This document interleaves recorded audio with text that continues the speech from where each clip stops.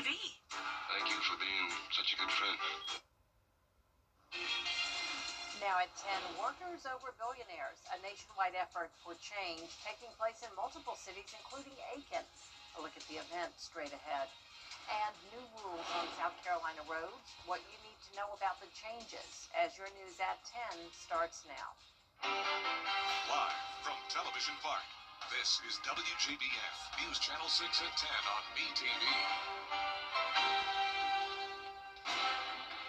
Good evening, everyone. I'm Jenny Montgomery. Thanks so much for joining us. Coverage you can count on begins as some people in Aiken spent their Labor Day holiday pushing for change. They're part of a nationwide effort called Workers Over Billionaires. Aiken Bureau Chief Sean Cabotstall reports. It's time now for a first look at the weather. Here's our chief meteorologist, Jenna Petracci.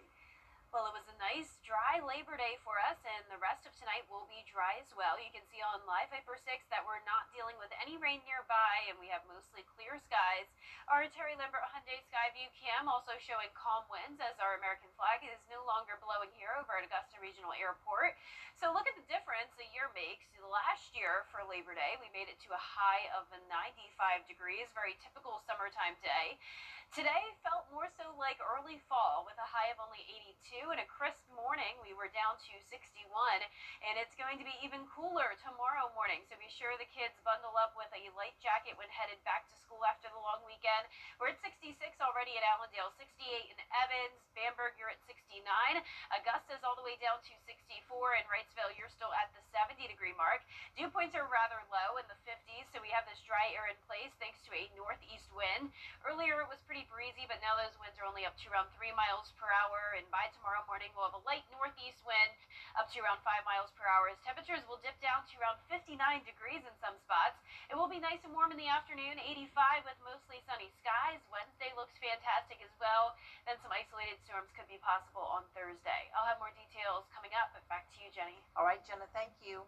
Starting today, drivers in South Carolina cannot touch their phones at all while driving, as a new law is in effect. The hands-free law means that while you're operating a vehicle, you cannot use a mobile device to read, send texts or emails, watch videos, play games, or engage in video calls. You can still make hands-free calls and use navigation. Some people we talked to wonder if hands-free laws can be enforced. Unless you're going to look at everybody that's driving down the street, which I know in some states they do have cameras now that catch you doing illegal acts and then send you a ticket. And are we going to get to that point? I think that they should also enforce it even more. I see a lot of times, you can pull up beside someone, they're on the phone, they're doing makeup. There will be a 6-month grace period, but starting in February, it'll be $100 for a first offense. A second offense within 3 years will cost you $200 and points on your license.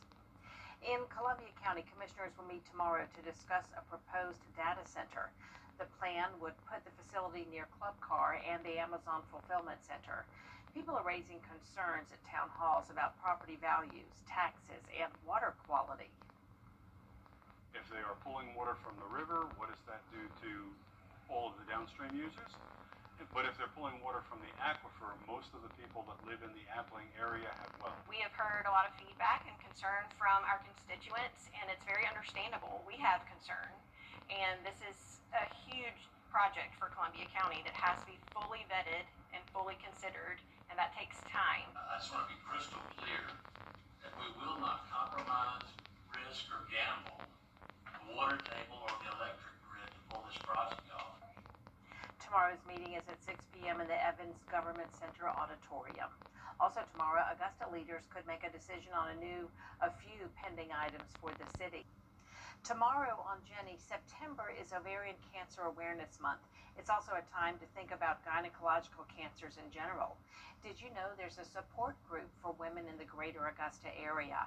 Each September, the foundation gives these patients a chance to relax and forget about their disease with a complimentary spa day. And this Friday, the Les Reagan Singers will present a benefit concert for the CSRA GYN Cancer Support Group. They would come see us for their treatment decisions and about their cancer, but they really didn't have a safe place to express themselves or meet other cancer survivors, and there was this big need my wife has also been supported with this organization. And we were already planning this program just as a regular concert. And I said, why don't we just take this concert and do it as a benefit for the group? Details about the concert, Songs for the Soul, plus a look ahead to a big fundraiser for the Ronald McDonald House, Wine, Women, and Shoes. It's almost sold out. Find out how to get tickets tomorrow at 12:30 on Jenny. We are welcoming the month of September with lower humidity and below average temperatures, but could we have another warm-up on the way? I'll have a look at those temperatures when we return. Danny. See me after class. Okay, so, Jennifer? Okay, let me know. Danny, I just got this notice from school. We need to talk. This is important. Call me. Danny, wake up!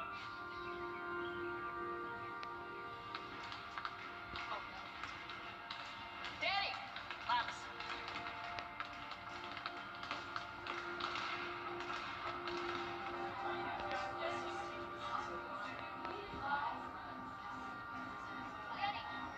Danny! She's overdosing. When no one else knows what to do, it's gotta be you. Carry naloxone. You can save a life. Tossing and turning, Gracie, it's getting kind of late. Don't you think we ought to go to bed? thoughts still racing. Yeah, I won't be able to sleep tonight. Tune out the static and tune in to Antenna TV Oh, that looks good. For late nights with your favorite classic characters. Oh, that sounds like fun. Grab a midnight snack, settle into your chair, and dream a little dream with Antenna TV. Coming September 26th to WJBF 6.3. The CSRA is full of amazing women. Women who inspire. Women who innovate. Women who lead. That's why News Channel 6 brings you Women to Watch. On the last Wednesday of each month, News Channel 6 recognizes local businesswomen who are making a positive impact in our community. Nominate someone today at WJBF.com. Sponsored by Goodwill. Now, your most accurate forecast with WJBF Live Viper 6. Welcome back. I hope you enjoyed your holiday weekend. We definitely had very nice weather on this Labor Day, and right now on our Terry Lambert Hyundai Skyview Cam in Aiken, it's a quiet Monday night. We're sitting at 64 degrees, definitely well below normal for this time of the year. Dew points are in the mid-50s, and we have a light wind out of the northeast. Around the CSRA, mid to upper 60s, everyone is now below the 70-degree mark, and by tomorrow, some of us could be below the 60-degree mark. So these clear skies and calm winds will really allow the temperatures to fall overnight. You can see we still have a stationary front down in Florida. That's where all the moisture is. We have spotty showers here and there, but the CSRA is completely dry, and most of Georgia and South Carolina is as well. So let's wrap up the month of August for Augusta. We had a lot of temperature variety when it comes to our morning lows. Some mornings were around 60 degrees, others were around 75. But when it comes to our afternoon highs, most of them were below normal, if not very close to it. Every blue box here represents below normal temperatures, but you can see we started out the month of August with a scorching 97 degrees, and just a couple degrees later, we had a record low high of only 75. So a very interesting month temperature-wise, and now it's the official start of meteorological fall, September 1st, and typically our temperatures are around 91 degrees. Now, once we get into the start of October, that's when it becomes more typical for us to have highs in the mid to upper 80s, but it looks like we'll get mid to upper 80s again next week as well. But eventually, your fall temperature outlook all the way through November shows that we should be near average or maybe slightly above average here in the two states. So it doesn't look like we'll have a below normal fall, and you can actually see those temperatures are going to start to rise. So another taste of summer for all our summer lovers out there. Friday and Saturday looking pretty good for you, 93 and 94 degrees. But like I mentioned, temperatures are going to fall again. So we're back to the 80s again next week. But before we get there, dew points are on the rise. We're going to feel a bit more humid with those warmer temperatures by the end of this week. And with that comes the chance of some rain as well, but it definitely doesn't look like much rain this week. Just a 20% chance on Thursday, another 20% chance next Monday. So here's our feature cast tomorrow at 6 a.m. Mostly clear skies with a northeast wind. We'll have clear skies Tuesday night as well. All that rain staying to our west and over towards the east off the coast. Then Wednesday looking good in the morning. Once we get into the afternoon, winds will shift direction, starting to come out of the southeast. That'll increase our moisture, like I mentioned, higher humidity, and a bit more cloud cover. And then notice we have this approaching cold front. By Thursday morning, we'll still be dry, but then some isolated storms could move in as we go into our Thursday evening. But over the next 7 days, we're really not expecting a whole lot of rain, a bit more of that expected along the coastline. But here in town, some places could stay completely dry. Tropics are pretty quiet so far as well. We're just watching one area of potential development at a 60% chance. This could become our next named storm, Gabrielle, which would not be a surprise since we are getting close to that peak of hurricane season, which is just around a week away. So even though it's quiet right now, models are indicating some movement coming off the coast of Africa. So we'll keep you updated on that. But as of now, I'm not seeing any concerns for the CSRA. Now for tomorrow morning, let's have the kids bring a jacket to school as we'll be down to 59 degrees. Low to mid 80s, feeling nice in the afternoon with sunny skies. North of I-20, pretty much everyone at 59. Then down towards the south, we'll be at 60. Highs tomorrow around 81 to 85 degrees. Now your 10-day forecast showing those temperatures steadily rising. We'll be up to 87 on Wednesday, still sunny and dry. Then that slight rain chance on Thursday. A dry start to our first weekend of September. And then that slight chance of rain Sunday. And rain chances continue into next week with that slight cool down. Now from scorching heat to surprise storms, Augusta's Labor Day weather has seen it all. Meteorologist Miller Hyatt gives us a closer look. Labor Day, it's known as the unofficial end to summer. The reason it occurs on the first Monday of September, also beginning meteorological fall. So as we look at our climate stats, I did some digging here and found that the average high was 89.7 when I looked at the climate normals 1991 to 2020. Of course, it's been much hotter and much cooler than that. The hottest temperature on Labor Day was 101 degrees. That was set back in 1925, 1957, and 1999. But if you like it cooler like I do, 1919 was your year with a high of only 78 degrees. Wow, what a difference.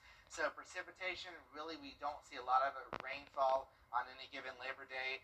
Around a tenth of an inch or so of rain on average, but of course Mother Nature has thrown us a curveball every now and then. Over 4 inches. Wow, that was a soaker back in 1948. So certainly not a good time to head to the lake or the pool, more like an indoor holiday, that's for sure. So Labor Day in Augusta, here are the past 14 years. Last year we were a scorcher. 95 degrees was the high. Now this year is going to be much cooler. We're looking at highs only in the low to maybe mid 80s. Plus, we're going to have lower humidity, so it's going to feel fantastic. I'll have more details on Labor Day and the weather history here in Augusta on my blog Beyond the Forecast on WJBF.com. Coming up, protest against a flight that was set to deport children. Why a judge put a stop to the plans. Those details when we return. Coming up, 2 South Carolina players named SEC Player of the Week after their win against Virginia Tech. Stay tuned to hear from those 2 players in sports. News Nation next. Get 0% APR for 60 months on select popular models, or get a low $3.99 per month lease on Murano.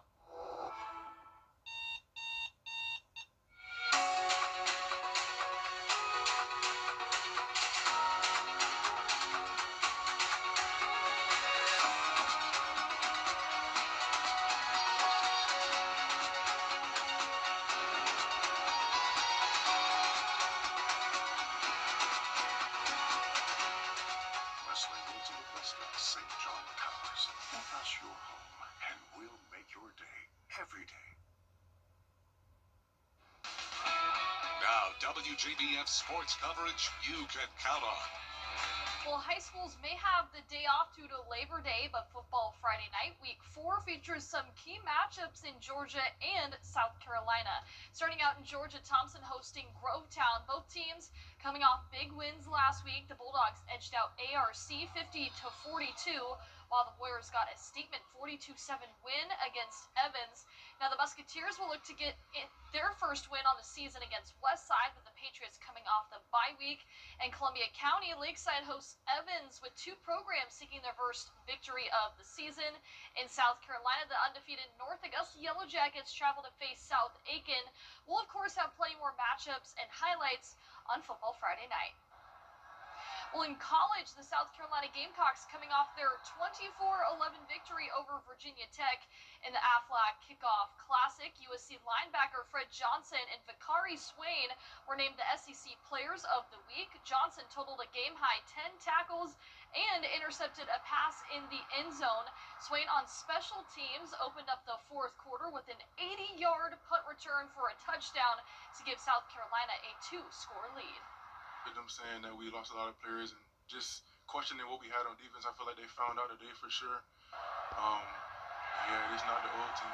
Like you just said, I mean, we got a lot of weapons on defense as well. We replaced a lot of good shoes. I mean, I'd say this year we're probably more talented than we were last year. Now the Gamecocks have their home opener against South Carolina State at 7 p.m. The Georgia Southern Eagles staying out west in California after dropping their first game of the season 42-14 against the Fresno State Bulldogs. They'll take on the USC Trojans on Saturday, the first ever meeting between the two programs. Georgia Southern head coach Clay Helton spent 12 seasons at USC, most notably head coach, where he went 46-24. Personally, it's going to be special for me. Yeah, definitely. There's 12 years of relationships. I have so much gratitude for having been a Trojan, for a decade plus, and the way the Trojan family was to me and my family and took care of us. Obviously, a lot of relationships when you're at a place over a decade. Kickoff set for 7:30 p.m. at the LA Memorial Coliseum. Well, the Augusta Green Jackets closing out their regular season with a final homestand against the Kannapolis Cannonballers. The first 1,000 fans got lays as the theme was Labor Day Luau. We go to the top of the fourth here. Cannonballers lead at 6-0. Anthony DePino with the ground ball to Jonely Traveres. Can't field it cleanly, throws it away. Runner advances to second base. Only one run scores from the inning due to a fielder's choice. Bottom of the fourth here, Tate Southacene singles on a ground ball into right field over that first baseman's head. Then Juan Mateo, he comes up, scorches it to right field. The outfielder misreads it. It goes over its head. It's off the wall. Southacene scores all the way from first base. The Green Jackets get on the board, and they scored 4 runs in the 8th inning, but the rally falls just short. They fall 10-6. That's it for sports. We'll be right back. The Giving Your Best Award salutes volunteers of the CSRA for going above and beyond in our community.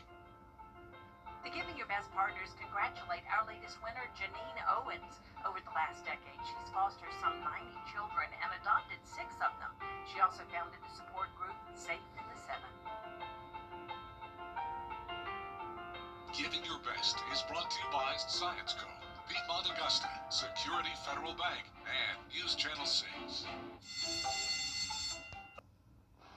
And last but not least tonight, professional soccer player Trinity Rodman of the Washington Spirit decided to give a young fan a game day experience she'll never forget. It all started with a fan sharing how she was inspired by Rodman. Whit Johnson has the story. They told me an Uber was coming, and so I didn't really suspect anything of it. 16-year-old Jenna Friedman left speechless, getting the ride and experience of a lifetime on her way to the Washington Spirit match Sunday. Hi! None other than her favorite player, Trinity Rodman, behind the wheel. Hey, y'all. We're on the way to the Spirit game with Let's go, Spirit! Oh, my God. Jenna, a soccer player herself, says she was inspired by Trinity's prowess on the field and found comfort in her favorite player during a time when she'd considered quitting the sport altogether. Continuing to watch Trinity shine almost every game and to hear her inspirational words really motivated me to try and pick up soccer again. Rodman flying Jenna and her family all the way from Florida to D.C. to watch the forward play against the Chicago Stars after seeing her TikTok live. I was in so much shock. I immediately was like, Mom, Trinity's on my live. The two teaming up on TikTok and keeping the tradition going. My milkshake brings all the boys to the yard. Jenna saying she is grateful for her mentor and friend. The fact that Trinity pays so much attention to her fans, it shows she really cares. So it's like, how could you not love her? Very cool. Can't relate. Yeah, yeah, I know. I'm hearing my name a lot in that, but I do not play soccer at all. But very cool for her. Yeah, Trinity Raman, an excellent soccer player. Yeah. Great athlete. That's awesome.